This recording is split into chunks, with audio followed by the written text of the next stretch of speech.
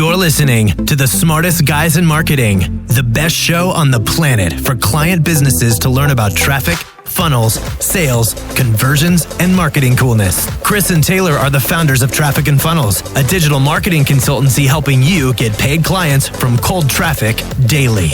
Now, here are your hosts, Chris and Taylor. Pumped to see you guys. It's been a wild last week. Last Wednesday, I caught a bug from the kids, and it was terrible. Absolutely terrible.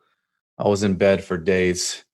And we actually, we just finished a few days in Nashville, flew out there.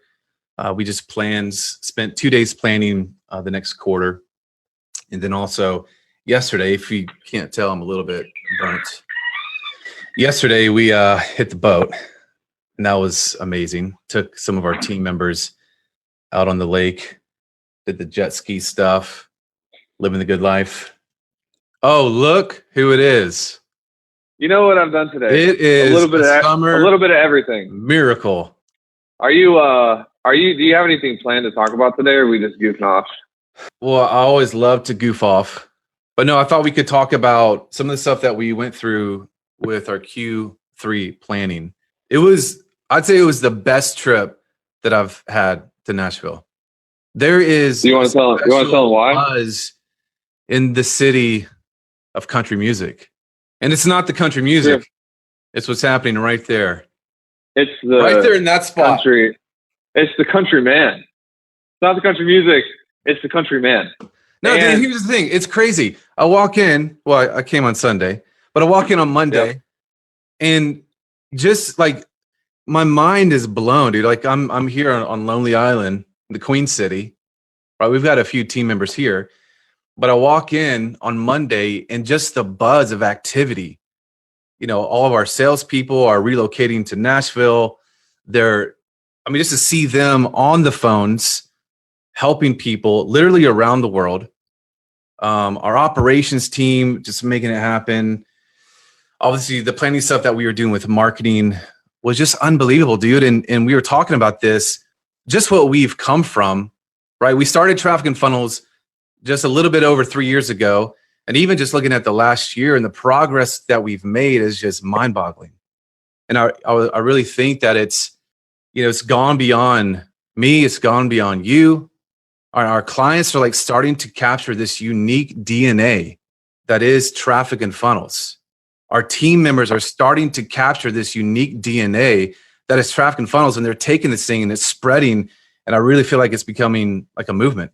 That I can't control it, you can't control it. It's like a beast of its own. So I'm pretty excited.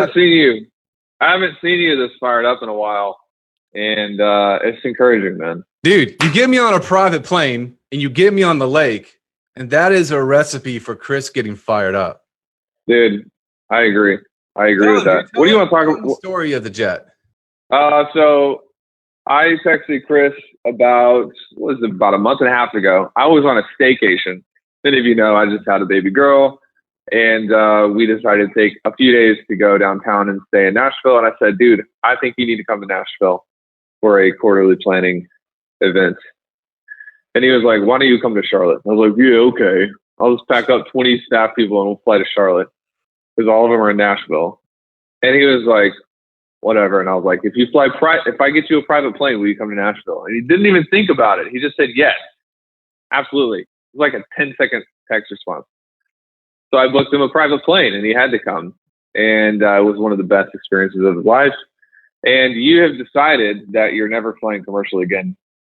So, by the way, we have to make this whole thing work, dude. Like, we don't have an option. I'm getting you quotes for July, and we're doing it. I've had a spreadsheet on my computer for about 2.5 years of the amount of revenue that the company needs to generate to where it makes economic sense to charter a plane. I've had this on my every couple months or so. I'll look it up, and we finally got there, and so it's awesome. It's an amazing feeling.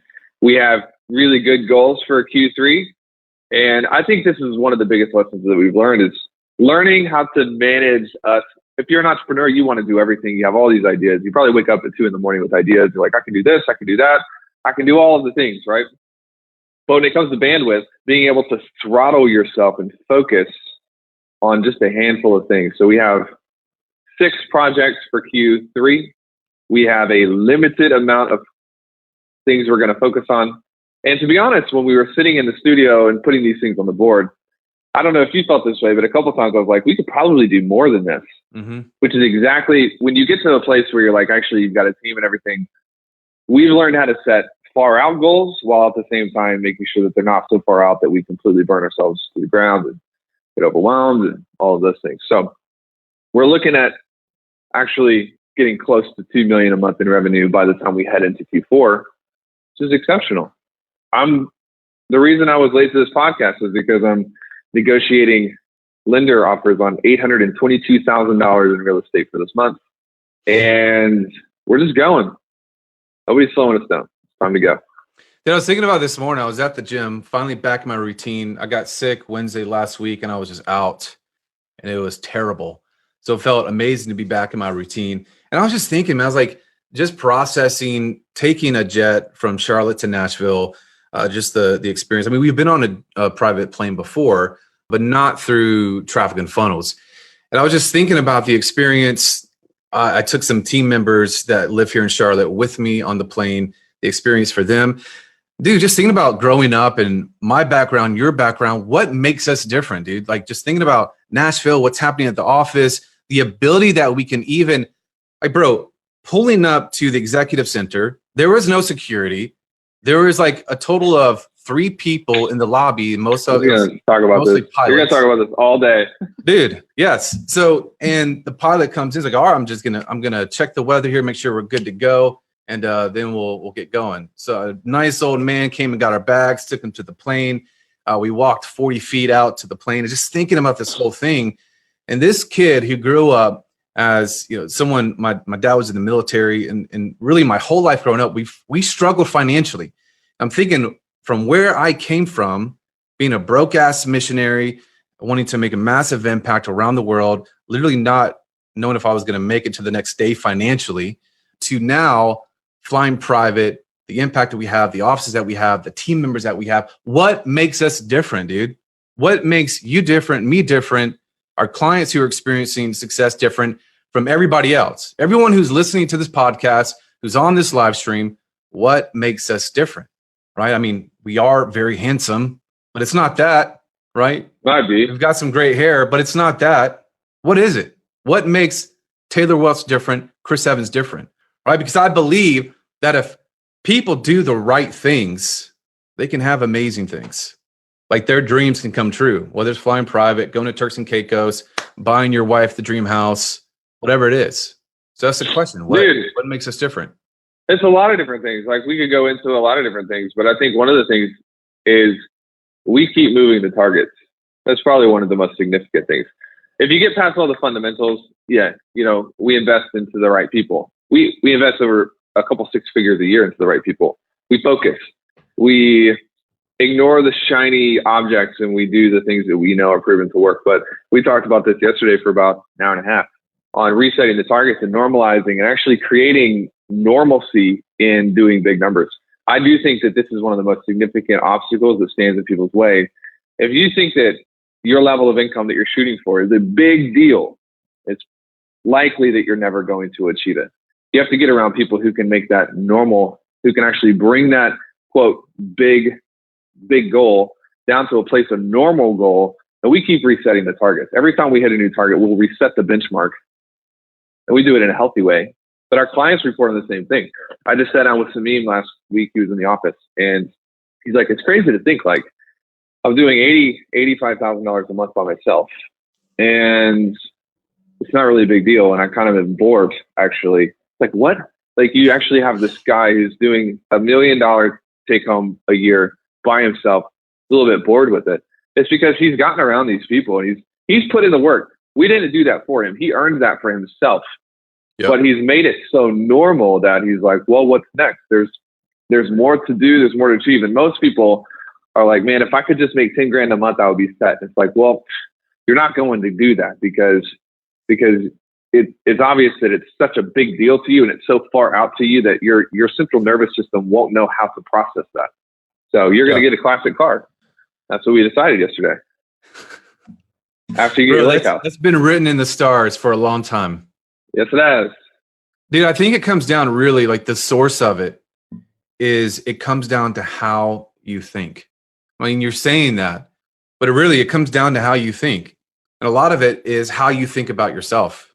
And this is something that I think you're really good at controlling because you understand the power of this. This is something that we've been able to transfer again, like the DNA to our clients and even to our team members. It all comes down to how you think. That's it. And how you think is going to determine how you feel, right? How you feel is going to determine your actions. And actions are results, right? That's basically the equation. So a lot of you, your brains, they're just not healthy. How you think about yourself, how you think about your business, it's not healthy. How you think about goals, it's not healthy. It's not right. So if you align that, if you tweak that, then you will be well on your way to taking the right actions to getting what you want. Agree or disagree? 100%. People say, "Oh, that's too simple." Chris, that isn't. If it's that easy, then everyone would be doing it. But the truth is, it's not very easy. It's actually extremely difficult, and you have to practice it every single day. Every single freaking day. Every day. What else you got, bro? Lead us to the promised land, good sir. This is the promised land, my friend. Flowing with milk and honey. I love that. This is it, dude. You gonna get that lake? You gonna get that lake house or no? Going to look at it on Friday. Oh, Not biddy. here. Are you gonna be a little biddy? No, not at all. You gonna do it or no? Everyone hold him accountable. Everyone hold him accountable right now, because what he's gonna do is he's gonna be like, "I don't have enough money." That is the most ridiculous thing I've ever heard come out of your gums. Here's what he's gonna do. He's gonna dig a hole in his backyard, and he's gonna be like, "I just decided to put the investment into the hole in the backyard," because Dave Ramsey said, "If you still want it after 17 years, bro, Dave Ramsey has more money than you do. Stop making fun of him." He does, because he's 800 years old. He is like Methuselah. Well, he wears it very nicely. He does. He literally does.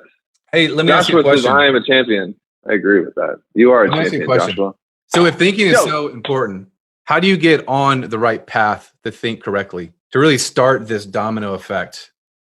I feel like you're setting me up and I don't know the right answer. It's not a setup, dude. I promise. Okay. Because you set me up with the other one. Whatever. Come on, just roll with it, dude. Hey, please repeat the question. Listen, I just need you to keep up with me right now. Can you repeat the question? I'm sorry, I didn't understand.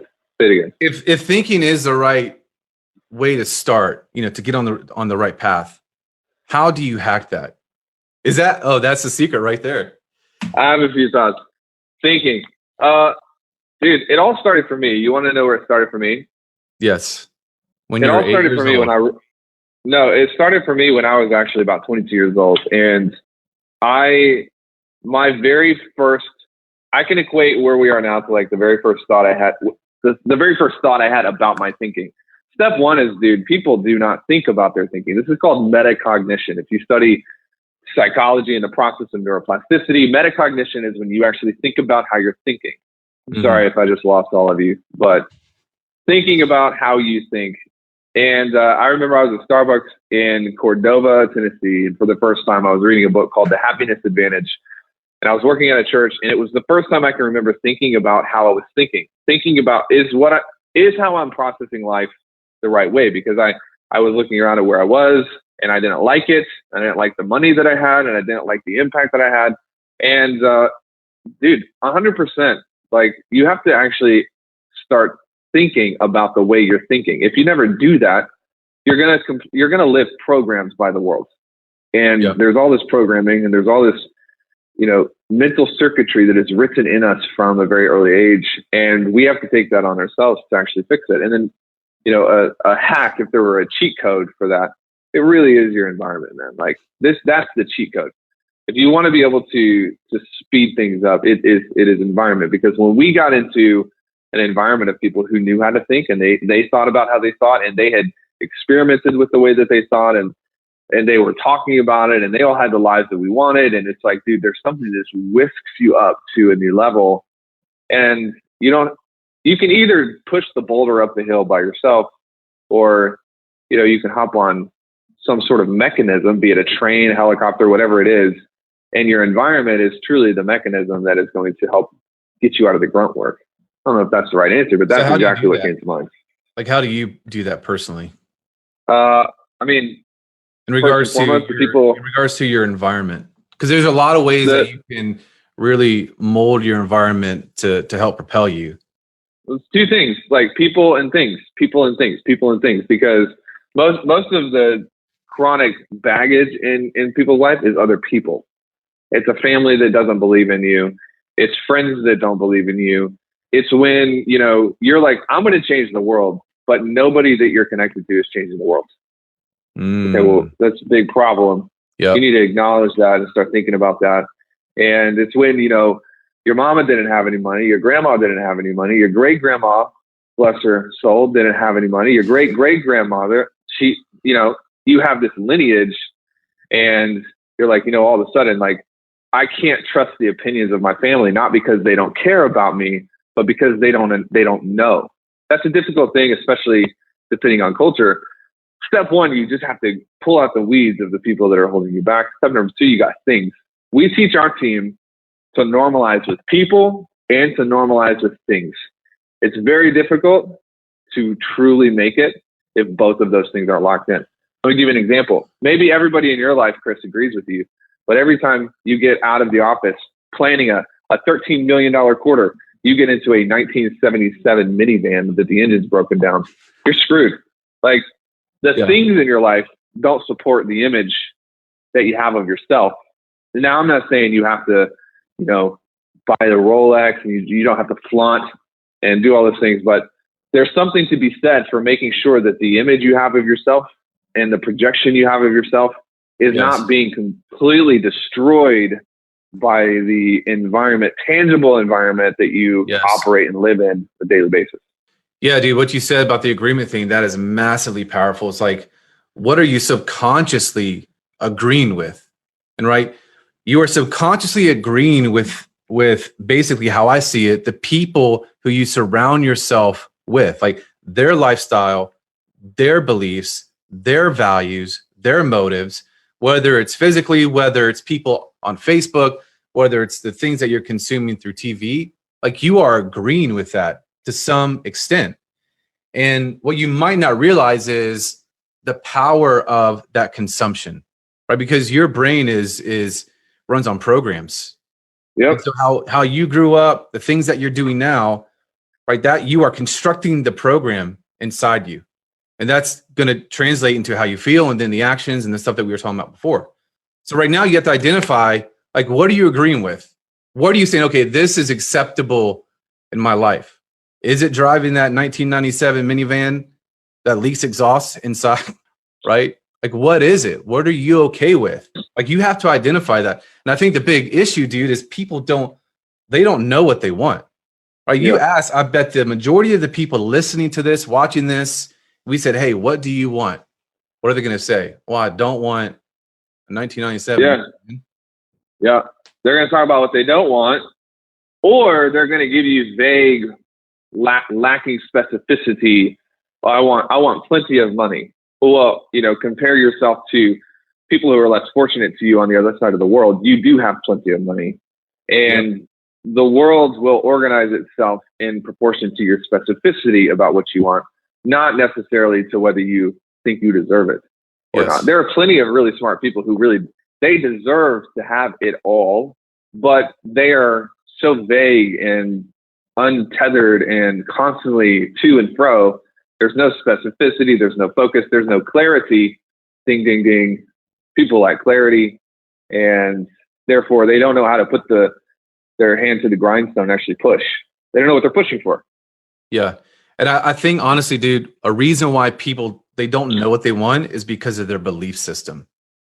They don't believe that, oh, man, if I dream big, and I'll just say 50 grand a month in revenue and a lake house, whatever it might be.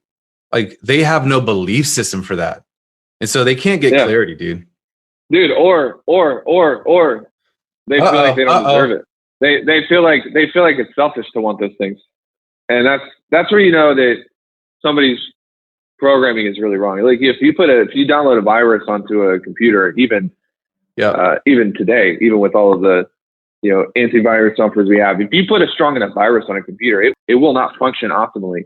And this whole thing of like, well, money is for selfish people who are either illegal or they operate. That's one of the most devastating viruses that people grow up with. And it's because in America, we are culturally optimized to produce employees who we can pay the least amount of money and get the most amount of work from, rather than culturally optimizing to produce leaders. Yeah. And so, that's a really dangerous thing when you're like, well, what would I do with $1 million a year? I would just give it all to the poor. No, you wouldn't. There's nothing in that for you. And this is from somebody who is very involved in humanitarian and nonprofit, my church. And dude, I mean, I'm telling you, last year we gave more money to our church than I've ever given in my entire life. Mm-hmm. But if there's nothing in it that is self-incentivization, we have clients self-destruct all the time because every bit of their vision is all about somebody else. And when it comes down to it, they don't feel like they're moving forward. And so they just end up giving up. Yeah. You have to fix that programming that tells you that anything that you want to achieve for you is selfish. No, it's not. It's actually one of probably the more enlightened things that you can do, because out of health comes help for other people. And if you're just struggling, and you're not benefiting from that or growing from that, you're unhealthy. You're going to burn out eventually. Yeah. Yeah. And one thing I want to say is, this is not just about money, but this is just about thinking bigger and actually achieving amazing things. So whether that means flying private, like if that's something that you would love to do, why not? If that means feeding 1 million kids in Africa or America, right? Why not? I think people need to freaking wake up, dude, and realize the potential and the opportunity that is right in front of them. And the only thing that's keeping them from actually reaching that potential and that opportunity is right here, man. Like it's all out there, dude. Well, it's not all about the money, but in some senses, it is, because people think that having big goals for themselves mean it's robbing other people of them being able to give to other people. But we understand that money is in no short supply, and money's not going anywhere. We're not running out of money. What do our parents say? Money doesn't grow on trees. Yep. It actually kind of does. It actually grows in printing presses, and there's so much of it. And, you can have everything that you want and provide everything for people who are in need at the same time. Yep.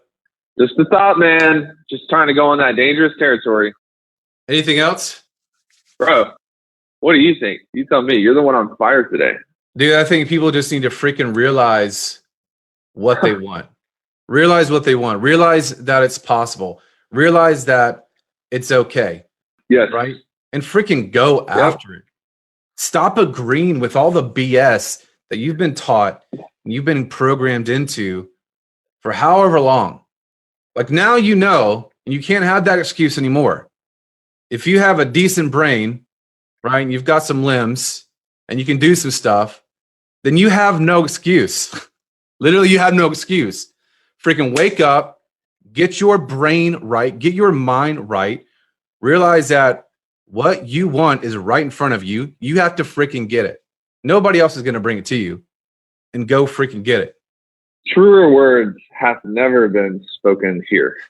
Hey, all right. So go to trafficandfunnels.com/insiders access. If you guys want a look on the inside of our business, traffic and funnels, and all of the other businesses that we're pushing out, we're starting, getting momentum on, trafficandfunnels.com/insiders access. It's our monthly print newsletter.